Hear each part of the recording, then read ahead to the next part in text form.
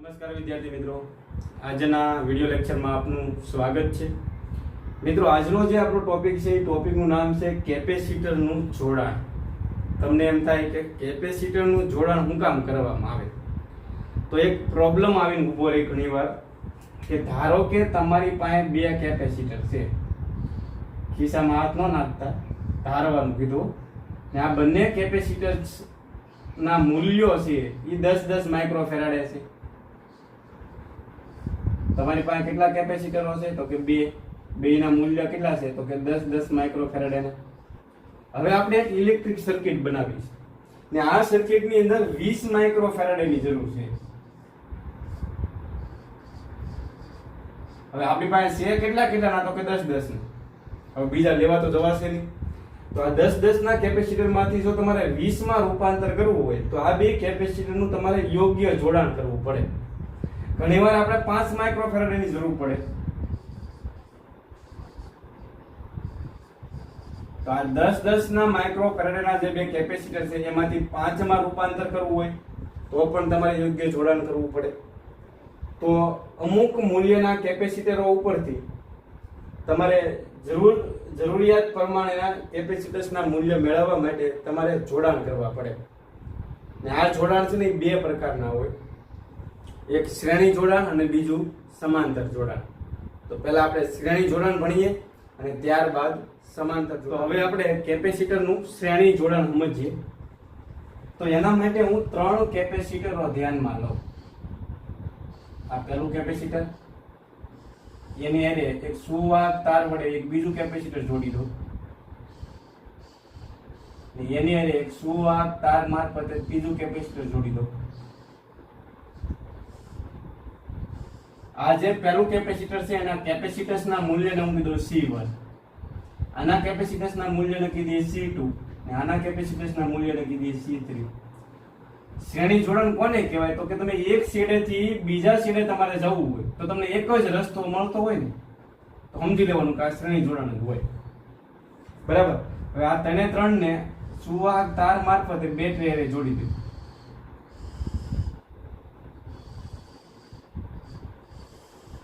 તો આવું જે જોડાણ છે એને આપણે કહીશું શ્રેણી જોડાણ. અહીં એક બેટરી રાખી દઈએ. આ બેટરીનો ધન છેડો અને આનો બેટરીનો ઋણ છેડો. બેટરીના વોલ્ટેજને કીધી આપણે V. તો આટલું ક્લિયર થયું. હવે તમે જોવો તો તમે એક છેડેથી બીજા છેડે જાવ તો તમને એક જ રસ્તો મળશે. તો આવું જે જોડાણ છે ને એને શ્રેણી જોડાણ કહેવાય. હવે તમે જેવી જાય બેટરી જોડશો ને એટલે કેપેસિટરનો આ જે છેડો છે એ ધન વિદ્યુત ભારિત થશે ને આમાં ઋણ વિદ્યુત ભાર પ્રેરિત થશે. આ છેડો છે એ ધન ભારિત થશે, આમાં ઋણ વિદ્યુત ભાર પ્રેરિત થશે. આ ધન ભારિત થશે અને આમાં ઋણ વિદ્યુત ભાર પ્રેરિત થશે. તો કેપેસિટરના બે છેડા વચ્ચે વોલ્ટેજ પણ પ્રેરિત થશે, ઉત્પન્ન થશે, વિદ્યુત સ્થિતિમાનનો તફાવત. તો આપણે આના વોલ્ટેજને હું કીધું V1, બીજા કેપેસિટરના બે છેડા વચ્ચેના વોલ્ટેજને હું કીધું V2 અને ત્રીજા કેપેસિટર માટે વોલ્ટેજને કીધી આપણે V3. તો આટલું ચિત્ર ક્લિયર થયું. ને શ્રેણી જોડાણમાં યાદ રાખજો, આ કેપેસિટર ઉપર વિદ્યુતભાર જમા થયો હશે એને હું કીધું Q. હવે આમાં જેટલો થયો હશે ને એટલો જ આમાં થયો હશે ને એટલો જ આમાં થયો હશે. એટલું યાદ રાખવાનું કે કેપેસિટરમાં હું એમ કહું કે અહીંથી વિદ્યુતભાર Q નીકળે તો દરેક કેપેસિટરમાં હરખો વિદ્યુતભાર પસાર થાય. પસાર હકીકતમાં થતો નથી, પ્રેરિત થાય. પણ યાદ રાખવા માટે હું કે અહીંથી જેટલો વિદ્યુતભાર નીકળે એટલો વિદ્યુતભાર આમાં જશે, એટલો જ આમાં જશે ને એટલો જ આમાં જશે. તો દરેક પ્લેટ પરનો વિદ્યુતભાર કેવો હશે? સમાન હોય. તો હવે આગળ વધીએ આપણે. તો થોડાક વાક્યો લખી નાખીએ આપણે કે આકૃતિમાં દર્શાવ્યા પ્રમાણે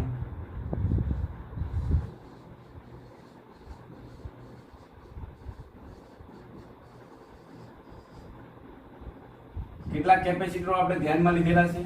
તો કે 3 કેપેસિટર C1, C2, C3 ને V વોલ્ટની બેટરી સાથે કેવા જોડાણમાં જોડેલા છે? તો કે શ્રેણી જોડાણમાં જોડેલા છે. લો પેલું વાક્ય ક્લિયર થયું. પછી આકૃતિ દોરી નાખો, એની નીચે લખો હવે કે દરેક કેપેસિટર પરનો વિદ્યુત ભાર કેટલો હશે કયો. દરેક કેપેસિટર ઉપર સમાન વિદ્યુત ભાર હોય. ઈજી એકવાર કો અહીંથી જેટલો વિદ્યુત ભાર નીકળે એટલો બધો વિદ્યુત ભાર ત્રણે ત્રણ કેપેસિટર માંથી પસાર થાય. તો દરેક કેપેસિટર પરનો વિદ્યુત ભાર Q હોય છે તથા દરેક પરના વોલ્ટેજ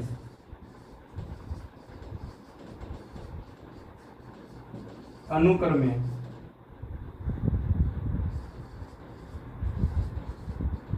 V1, V2 અને V3 છે. બરાબર ને. દરેક કેપેસિટર પરના વોલ્ટેજ અનુક્રમે V1, V2, V3 છે. અચ્છા, હવે આગળ વધીએ આપણે. તો બેટરીના ટોટલ વોલ્ટેજ કેટલા છે? તો લખો અહીંયા કુલ વોલ્ટેજ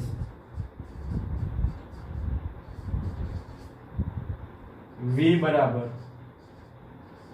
તો આ ત્રણ વોલ્ટેજ છે ને તેને ત્રણ કેપેસિટરમાં વહેંચાઈ જાય. આ કુલ વોલ્ટેજ છે એ ત્રણ કેપેસિટર ઉપર વહેંચાઈ જાય. એટલે આના ઉપર V1, આના ઉપર V2 અને આના ઉપર V3. તો ત્રણે ત્રણનો સરવાળો કરો એટલે તમને કુલ વોલ્ટેજ મળી જાય. તો કુલ વોલ્ટેજ V શું આવશે કે V1 V2 V3. એટલે કે આના ઉપર 10 હોય, આના ઉપર 20 હોય ને આના ઉપર 30 વોલ્ટ હોય. તો બેટરીના કુલ વોલ્ટેજ કેટલા હશે? તો 30 ને 20 50 ને 10 60 વોલ્ટ હોય એમ કહીએ કે ખરા. ઓકે, હાલો સમીકરણ નંબર આપી જોઈએ. બેટરી પરના કુલ વોલ્ટેજ કેટલા ભાગમાં વહેંચાઈ ગયા? 3. V1 V2 V3. અચ્છા, હવે આગળ વધીએ આપણે. તો હવે તમે કેપેસિટરનું સૂત્ર ભણી ગયા કે અહીં કોઈ પણ કેપેસિટર માટે Q, V અને C વચ્ચેનો સંબંધ શું છે? તો કે Q બરાબર CV. તો મને કહેશો આમાં મારે V બરાબર લખવું હોય તો શું થાય? તો V બરાબર Q upon C થાય. તો આ સૂત્ર મારે પહેલા કેપેસિટર માટે લાગુ પાડવાનું છે. ફરી એકવાર V શું આવશે? V બરાબર Q upon C. તો પહેલા કેપેસિટર માટે તમે જુઓ તો વોલ્ટેજ કેટલા છે? V1.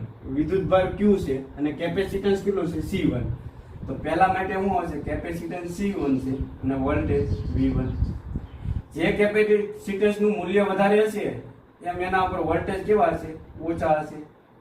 પછી V2 બરાબર શું આવશે? મને લખાવી શકો ખરા?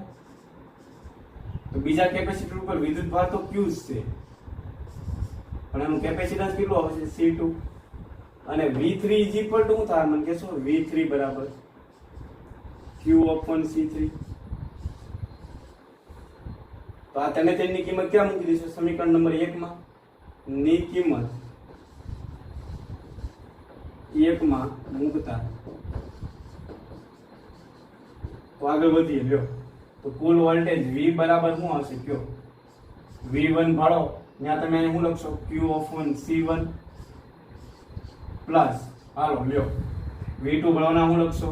Q upon C2 plus V3 ભાળવાના તમે શું લખશો? Q upon C3.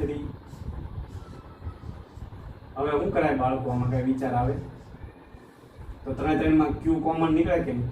તો Q ને કોમન કાઢીને બરાબર ની આ બાજુ લઈ જાવ. તો V upon Q શું આવે? કયો 1 upon C1 plus 1 upon C2 plus 1 upon C3. સમીકરણ નંબર 2 આપી દો. અહીંયા સુધીનું ચિત્ર ક્લિયર? અચ્છા, આપણી પાસે ફરીવાર એક સૂત્ર યાદ કરી લઈએ, બહુ જ અગત્યનું. Q બરાબર CV. V ની આ બાજુ લઈ જાવ. Q upon V શું થાય? કયો C. આને ગલોટિયું ખવડાવી દો તો V upon Q. બરાબર ને? ગલોટિયું ખવડાવો તો આ ગલોટિયું ખાઈ જાય એટલે શું થાય? 1 upon C. તો V upon Q ભાળો ત્યાં તમે શું લખી શકો? 1 upon C. તો અહીં V upon Q દેખાય કે નહીં? તો V upon Q બરાબર શું લખાય? 1 upon C. તો એક વાક્ય લખ અહીં V upon Q બરાબર 1 upon C. બરાબર ને? હવે આ જો કુલ વોલ્ટેજ હોય, કુલ વોલ્ટેજ હશે ને, આ કુલ વોલ્ટેજ છે, આ કુલ વિદ્યુતભાર છે, તો આ C ને શું કહેવાય? કુલ કેપેસિટન્સ કહેવાય. અને આ કુલ કેપેસિટન્સ ને આપણે સમતુલ્ય કેપેસિટન્સ પણ કહીએ છીએ. અને સમતુલ્ય કેપેસિટન્સને અંગ્રેજીમાં ઇક્વિવેલન્ટ કેપેસિટન્સ કહેવાય. એટલે આને હું અને સમતુલ્ય કેપેસિટન્સ કહું અથવા અંગ્રેજીમાં એને શું કહેવાય? Equivalent capacitance. તો આને આપણે C ઇક્વિવેલન્ટ વડે દર્શાવશું. તો V/Q વાળો ત્યાં તમે હું લખી શકો 1/C ઇક્વિવેલન્ટ. ઈ કિંમત અહીં મૂકી દો. તો હાલો લ્યો. તો V/Q વાળો ને તમે શું લખશો? 1/C equivalent. તો સરસ મજાનું સૂત્ર મળી ગયું 1/C1 plus 1/C2 plus 1/C3. તો સમતુલ્ય કેપેસિટન્સ ગણવા માટેનું સૂત્ર મળી ગયું. આ C ઇક્વિવેલન્ટ ને શું કહેવામાં આવે છે? સમતુલ્ય કેપેસિટન્સ. લખી ગયો C ઇક્વિવેલન્ટ ને સમતુલ્ય કેપેસિટન્સ કહે છે. હવે મારે તમને સમતુલ્ય કેપેસિટન્સ નો મતલબ સમજાવવો છે. તો ધારો કે આપણે બે કેપેસિટર ધ્યાનમાં લઈએ. એક છે એ 6 માઇક્રોફેરાડે નું છે અને એની અરે શ્રેણીમાં એક બીજું તમે મૂકી દો 3 માઇક્રોફેરાડે. આને કીધી C1 અને આને કીધી આપણે C2. તો આ મારે આ બંનેનું સમતુલ્ય કેપેસિટન્સ ગણવું છે. તો સમતુલ્ય કેપેસિટન્સ નું સૂત્ર શું છે આપણી પાસે શ્રેણી જોડાણ માટે? તો C equivalent is equal to શું હશે? કયો 1/C1 પ્લસ 1/C2. 3 કેપેસિટર હોત તો C3 આવત, 4 હોત તો અહીં છેલ્લે C4 આવત, પણ બે કેપેસિટર માટે આપણે આટલું લખી શકીએ. અચ્છા, આગળ વધીએ. તો C ઇક્વિવેલન્ટ ના C ઇક્વિવેલન્ટ C1 બરાબર કેટલા મૂકશો? 6 અને C2 બરાબર કેટલા મૂકશો? 3. તો C equivalent is equal to શું થાય? કયો ક્રોસ ગુણાકાર કરી નાખો. તો 3 પ્લસ 6 ના છેદમાં આ બેનો ગુણાકાર 18. તો C equivalent is equal to શું થાય? કયો સરવાળો એટલે 9 થશે ના છેદમાં 18. ઉલટાવી નાખો. તો C equivalent is equal to શું થાય? 18 ના છેદમાં 9 થઈ જશે અને 18 ભાગ્યા 9 એટલે B આવે. માઇક્રોફેરાડેમાં જવાબ આવશે. તો તમને ખબર પડે છે આ બે કેપેસિટર નું સમતુલ્ય કેપેસિટન્સ કેટલું આવ્યું? 2 માઇક્રોફેરાડે. આનો મતલબ શું થાય કે આ બંને કેપેસિટરો તમે કાઢી નાખો અને તમારે બેની જગ્યાએ એક એવું કેપેસિટર મૂકવાનું છે કે આ બેયનું કામ ઈ પોતે કરી નાખે. તો એને એનું સમતુલ્ય કેપેસિટન્સ કહેવાય. તો આ બેયને કાઢીને તમે કેટલાનું મૂકશો? 2 માઇક્રોફેરાડે નું મૂકી દો તો આ બેયની જગ્યાએ ઈ એક પોતે છે આ બંનેનું કામ કરી શકે ખરો. તો એને એનું શું કહેવાય? સમતુલ્ય કેપેસિટન્સ. અચ્છા, અત્યારે સમતુલ્ય કેપેસિટન્સ કેટલું આવ્યું? 2. હવે 2 છે તમે જોવો તો ખરા. આ બંનેમાં નાનું કયું છે? 3 નું. અને 3 કરતા પણ નાનું છે કે નહીં? તો શ્રેણી જોડાણમાં સમતુલ્ય કેપેસિટન્સ સૌથી નાનું હોય ને, કેપેસિટન્સ સૌથી નાનું હોય એના કરતા પણ નાનું મળે. શ્રેણી જોડાણમાં સમતુલ્ય કેપેસિટન્સ સૌથી નાનામાં નાના કેપેસિટન્સ કરતા પણ તમને નાનું મળશે. જો એટલે આ પણ એક બાબત યાદ રાખજો.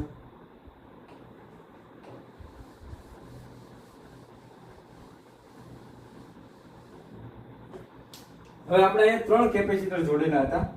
3 ની જગ્યાએ 4 જોડ્યા હોય તો શું આવશે? 1/C4. 5 જોડ્યા હોય તો 1/C5. એવા n કેપેસિટર જોડી દીધા હોય તો એક છેલ્લે વાક્ય લખીએ n કેપેસિટરો માટે સૂત્ર શું થાય? કયો તો 1/C ઇક્વિવેલન્ટ બરાબર શું આવે? કયો 1/C1 plus 1/C2 plus 1/C3. હાયલા કરે ક્યાં સુધી આવશે? જો 1/Cn. n માં કેપેસિટર સુધી આવી કે ખરું? તો n કેપેસિટરો માટે સમતુલ્ય જોડાણનું સૂત્ર મળી ગયું.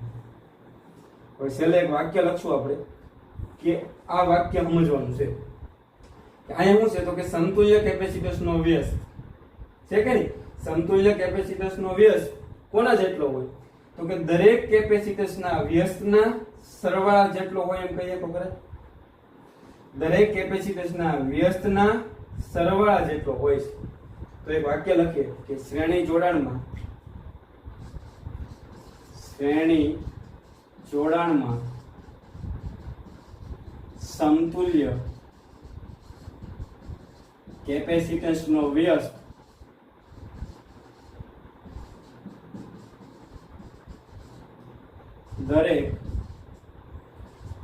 કેપેસિટન્સના વ્યસ્તના સરવાળા જેટલો હોય છે.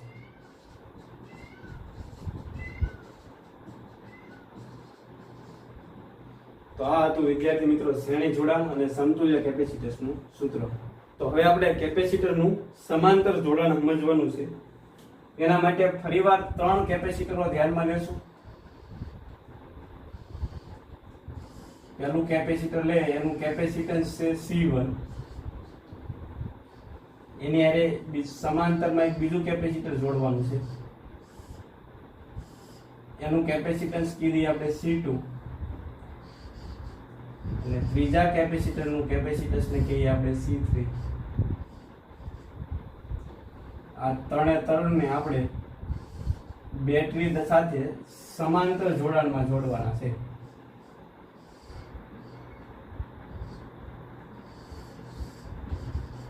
આ બેટરી લઈએ આપણે, આ બેટરીનો પોઝિટિવ છેડો અને આ બેટરીનો કેવો થવાનો નેગેટિવ છેડો. બેટરીના વોલ્ટેજ ને કીધી આપણે V. તો અત્યારે આ ત્રણ કેપેસિટરો છે ને એ સમાંતર જોડાણમાં છે. સમાંતર જોડાણમાં તમે એક છેડેથી બીજા છેડે જશો ને એટલે ઘણા બધા રસ્તા મળશે. જો એક છેડેથી બીજા છેડે પહોંચવા માટે જો તમને ઘણા રસ્તા મળતા હોય તો સમજવાનું ત્રણ છે એ સમાંતરમાં છે. અને આની લાક્ષણિકતા શું છે?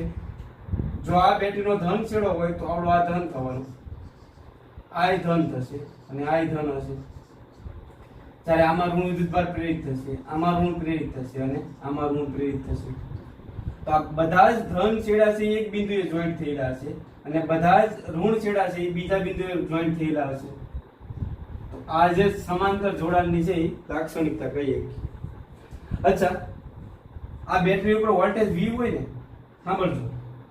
તો આ કેપેસિટર છે ને એના ઉપર વોલ્ટેજ V હશે, અહીંયા V હોય અને અહીંયા V હોય. બેટરીના જેટલા વોલ્ટેજ હોય ને એટલા જ વોલ્ટેજ પહેલા કેપેસિટરને મળશે, એટલા જ બીજાને મળશે, એટલા જ ત્રીજાને મળશે.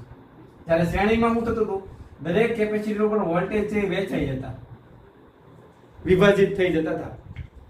અહીંયા છે દરેક કેપેસિટરને વોલ્ટેજ કેવા મળવાના છે? સમાન. એટલે આના ઉપરના વોલ્ટેજને હું V કહી દઉં તો આના ઉપર વોલ્ટેજ V હશે અને આના ઉપર વોલ્ટેજ V હશે. દરેક ઉપર વોલ્ટેજ કેટલા હોય? તો કે બેટરીના જેટલા હોય એટલા હોય. તો બેટરીમાંથી ટોટલ Q જેટલો વિદ્યુતભાર નીકળે તો વિદ્યુતભાર અહીં 3 ભાગમાં વહેંચાઈ જાય.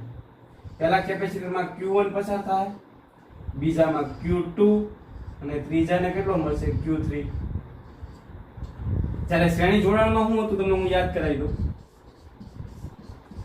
ત્રણેમાં સમાન વિદ્યુતભાર પસાર થતો હતો અને ત્રણેના વોલ્ટેજ કેવા હતા? અલગ અલગ.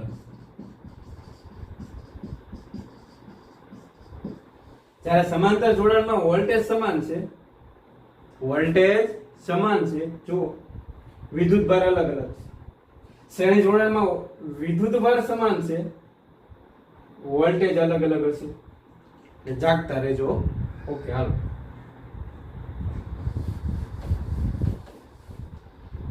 તો હવે વાક્ય લખીએ કે આકૃતિમાં દર્શાવ્યા પ્રમાણે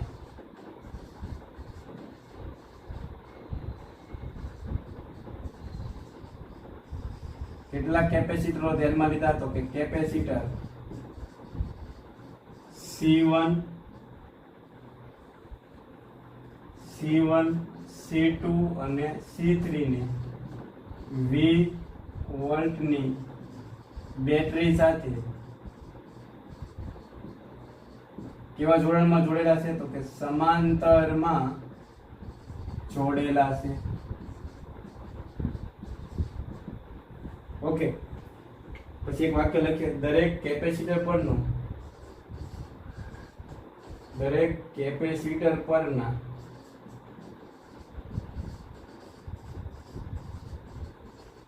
વોલ્ટેજ સમાન કેટલા હોય છે? કયો? તો કે V હોય છે.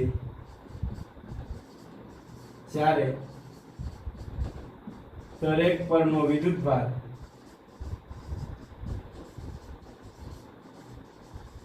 કેટલો હશે? તો Q1, Q2 અને Q3 હોય છે. આટલું લખાઈ ગયું.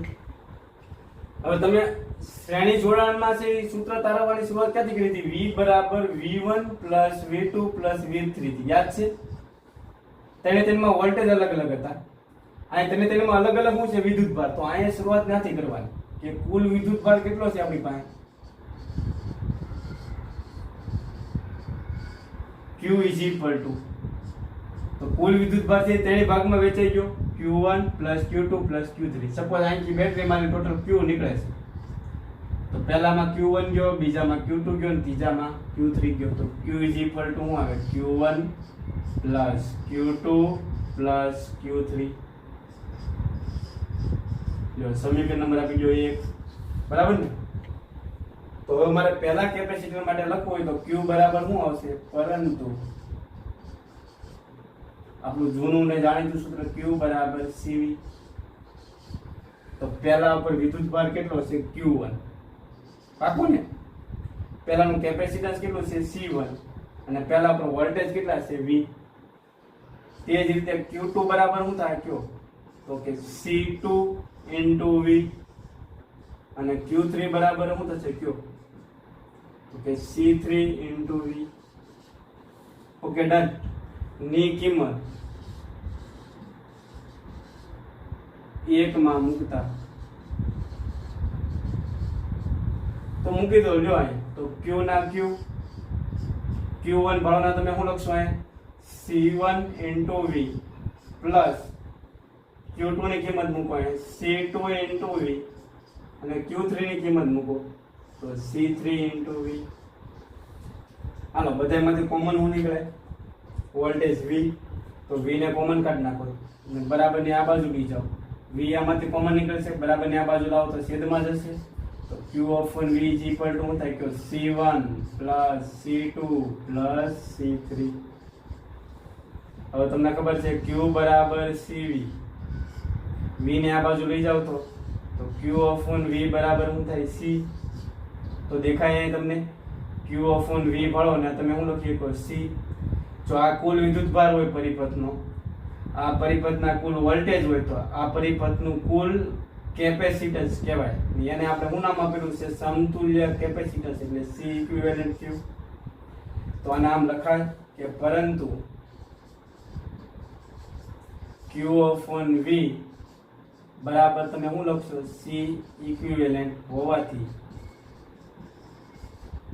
તો એ કિંમત અહીં મૂકી ગયો તો Q of V ભરવાના તમે શું લખી શકો? C ઇક્વિવેલન્ટ બરાબર શું થાય? C1 plus C2 plus C3. તો ત્રણ કેપેસિટરોના સમતુલ્ય કેપેસિટન્સનું સૂત્ર મળી ગયું. C ઇક્વિવેલન્ટ ને શું કહેવાય? કયો? C ઇક્વિવેલન્ટ ને સમતુલ્ય કેપેસિટન્સ કહે છે.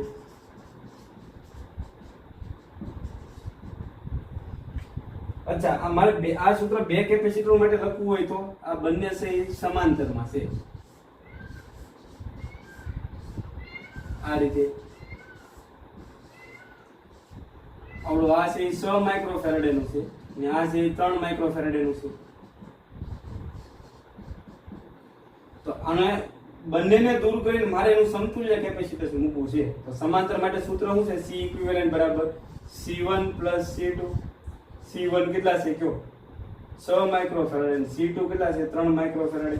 તો સમતુલ્ય કેટલું એવું? 9 માઇક્રોફેરેડે. એટલે સમાંતરમાં રહેલા બે કેપેસિટરને દૂર કરીને હવે તમે જો 9 માઇક્રોફેરેડ નું તમે અહીં મૂકી દો તો આ બંનેનું કામ આ પોતે કરીએ કે ખરો. તો આને એનું શું કહેવામાં આવે છે? સમતુલ્ય કેપેસિટર. અચ્છા, હવે સમતુલ્ય કેટલું મળ્યું જોવો તો? નાનામાં નાના કરતા નાનું મળે કે મોટામાં મોટા કરતા મોટું મળે? આ બેમાં મોટું કયું છે? 6 માઇક્રોફેરેડ નું. એના કરતા પણ તમને સમતુલ્ય વધારે મળશે. જો તો સમાંતર જોડાણમાં સમતુલ્ય કેપેસિટન્સ મોટામાં મોટા કેપેસિટન્સ કરતા પણ તમને મોટું મળે છે. આ યાદ રાખજો.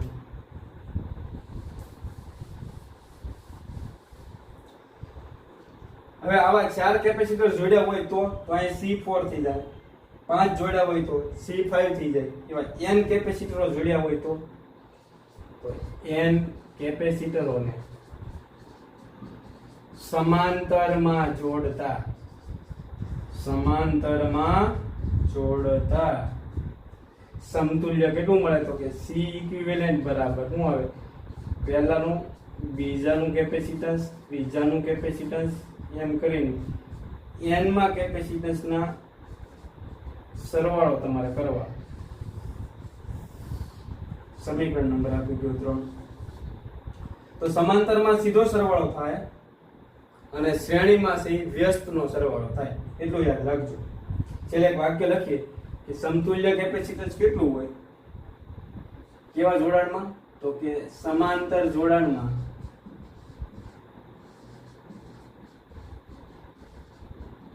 સમતુલ્ય કેપેસિટન્સ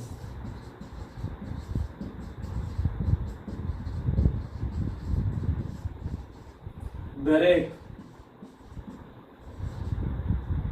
કેપેસિટન્સના સરવાળા જેટલું હોય છે.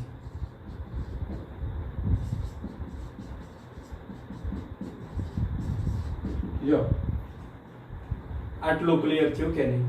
તો એક સરસ મજાનું સૂત્ર હતું સમાંતર જોડાણ માટે. હવે વિદ્યાર્થી મિત્રો, શ્રેણી જોડાણ અને સમાંતર જોડાણનો તફાવત પૂછે તમને આવડવું જોઈએ. તો અહીં મેં શ્રેણી જોડાણની આકૃતિ બતાવેલી છે અને અહીંયા સમાંતર જોડાણની આકૃતિ બતાવેલી છે. હવે અહીં ખાસ ધ્યાન રાખવા જેવી બાબત એ છે કે શ્રેણી જોડાણમાં દરેક કેપેસિટર ઉપર વિદ્યુત ભાર સમાન હોય છે, જ્યારે સમાંતર જોડાણમાં દરેક કેપેસિટર ઉપર વોલ્ટેજ સમાન હોય. જો શ્રેણી જોડાણમાં દરેક કેપેસિટર ઉપર વોલ્ટેજ અલગ અલગ હશે, જ્યારે સમાંતર જોડાણમાં દરેક કેપેસિટર ઉપર વોલ્ટેજ છે એ સમાન હોય. ને એ કોના જેટલા હોય તો કે બેટરીના વોલ્ટેજ જેટલા. આ બેટરીનો પોઝિટિવ છેડો છે ને આ નેગેટિવ છેડો. તો આપણે બે મુદ્દા એ લખીએ કે ખરા કે શ્રેણી જોડાણમાં દરેક કેપેસિટર ઉપર સમાન શું હોય તો કે વિદ્યુત ભાર. તો લખવાનું કે દરેક કેપેસિટર પરનો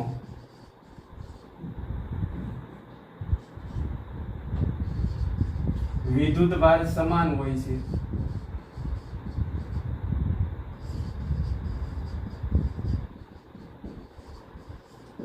ત્યારે સમાંતર જોડાણમાં તમે શું લખશો તો કે દરેક કેપેસિટર પરના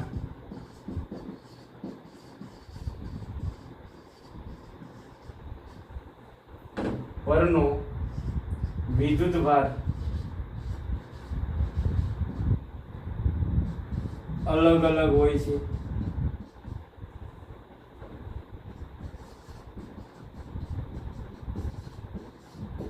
આમાં દરેક કેપેસિટર ઉપર વિદ્યુત ભાર સમાન હશે, આમાં દરેક કેપેસિટર ઉપર વિદ્યુત ભાર અલગ અલગ હશે. અચ્છા, અહીંયા વોલ્ટેજ ની હાલત શું હશે તો કે દરેક કેપેસિટર પરના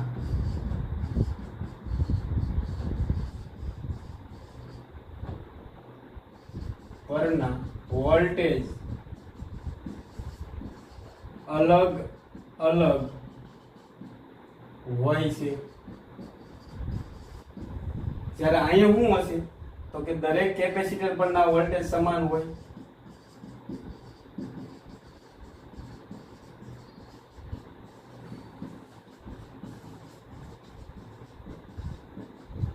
તો બે મુદ્દા ક્લિયર થયા. ત્રીજો મુદ્દો એવો લખશું કે આમાં સમતુલ્ય કેપેસિટન્સ નું સૂત્ર શું થાય? સમતુલ્ય કેપેસિટન્સ નું સૂત્ર શું આવશે? 1/C equivalent. આમાં 1/n કરીને આવશે એટલે કે શું આવશે? 1/C1 કેપેસિટન્સ નું સૂત્ર plus 1/C2 plus 1/C3 up to ક્યાં સુધી તો કે n સુધી હાલ્યા કરશે. ને આમાં શું થશે? સમતુલ્ય કેપેસિટન્સ નું સૂત્ર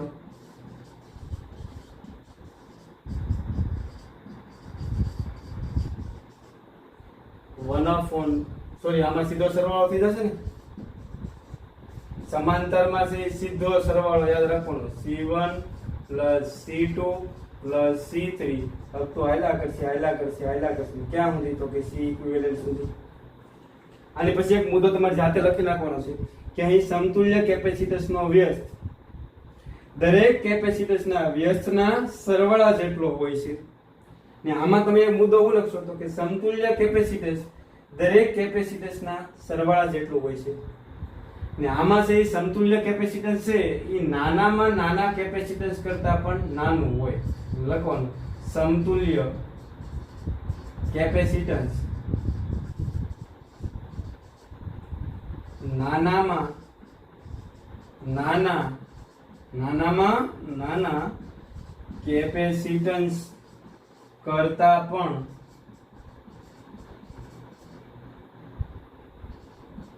નાનું હોય છે. આમાં શું થાય છે, સીધો સરવાળો છે એટલે કેપેસિટન્સ વધી જાય એટલે લખવાનું સમતુલ્ય કેપેસિટન્સ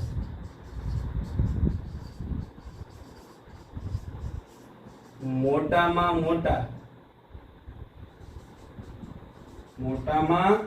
મોટા કેપેસિટન્સ કરતા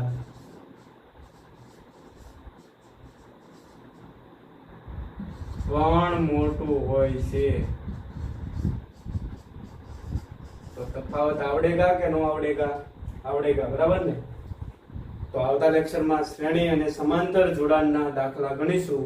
ત્યાં સુધી ગુડ બાય, થેન્ક યુ.